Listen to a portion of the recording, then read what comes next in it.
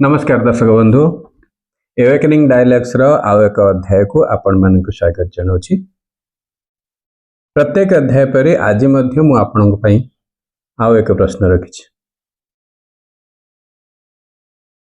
आपन जीवन ले सबुठारु अधिक दुख किए देछि ताहा ही मोर आजिर प्रश्न। थरे भाबिकी देखंतु आज पर्यंत जीवन में आपन को अधिक दुख किए देछि कौन से व्यक्ति ना कौन सी परिस्थिति ना आउ किछि। यदि भल भाव चिंता करिवे देखिए कौन सी परिस्थिति किंबा कौन सी व्यक्ति आपन को दुख दे नथियो, केवल आपन दुख पाइथिबे आपणकर आशा पाई, आपणकर निजर कामना पाई, आ जो कामना ही आपणकर दुखर कारण। सेइथिपाई अर्जुन को भगवद गीता रे भगवान श्री कृष्ण कहउचंती कर्मण्येवाधिकारस्ते मा फलेषु कदाचन।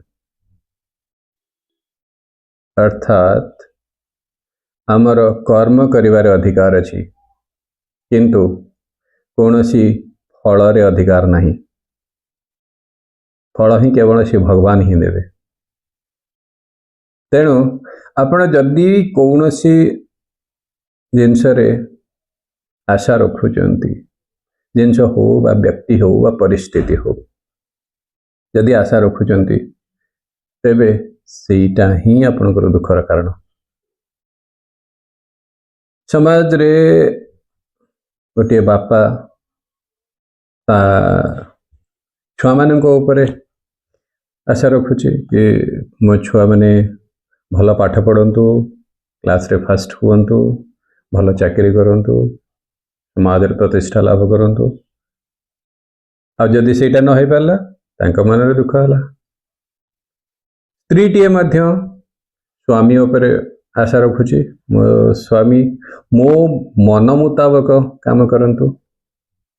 स्वामी मध्य स्त्री के ऊपर सेम आशा रखुचंती कि मो स्त्री मो कथा अनुसार चलू, मो मन नहीं कि काम करो।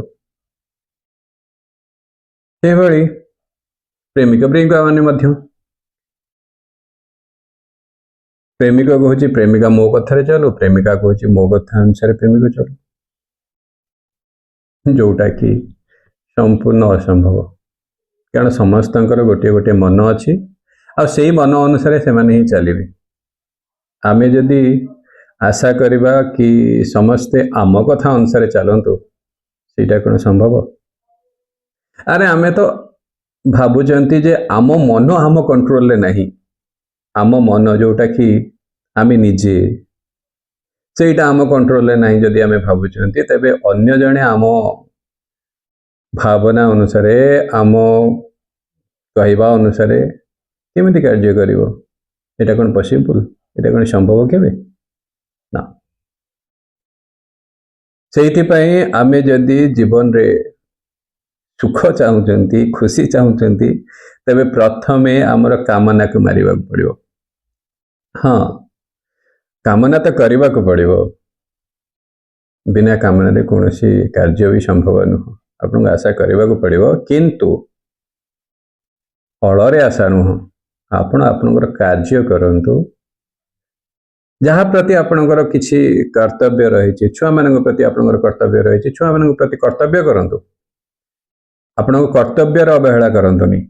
स्त्री प्रति आपनकर कर्तव्य रही, स्त्री प्रति जहाँ कर्तव्य करने कथा करंतु, किंतु आपणकर कथा अनुसार से जे काम करेंगे, आपण कथा अनुसार सब किछि चलिबो, सेटा केबे हेने आपण आशा रखंतु। आ सेटा ही आपणकर दुखर कारण हे जिवो। तेणु सेथिपाई मु सब बेले कहे except the people and the situation as they are, जोटा कि मु मो लाइफ रे परिवर्तन कर सारी। समय थिला जेतबेले कि मु बहुत किछि एक्सपेक्टेशन रखुथली मो परिवार उपरे,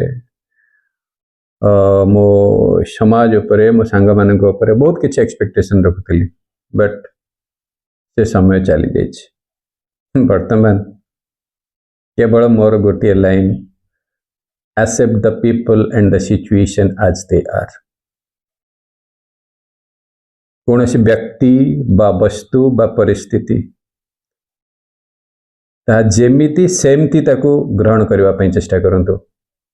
सब बेले मुंडरे जदि एही सब वाक्यटा रखुचंती, accept the people and the situation as they are, देखिए कौनसी जिनस रे आपन दुख हबनी, निश्चित भावे आपन खुशी रहिबे।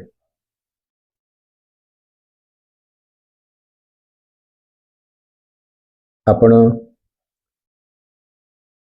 हमर एवेकनिंग डायलॉग्स को देखुचंती, बहुत भल पाइबा दउचंती, तेणु करी बहुत बहुत धन्यवाद।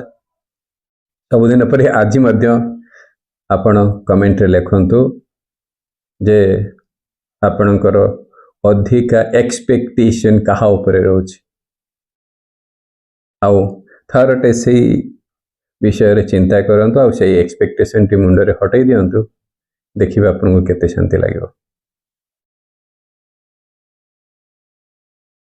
रहुछि शेषरे awakening dialects, awaken your mind, transform your life। Thank you. जय जगन्नाथ।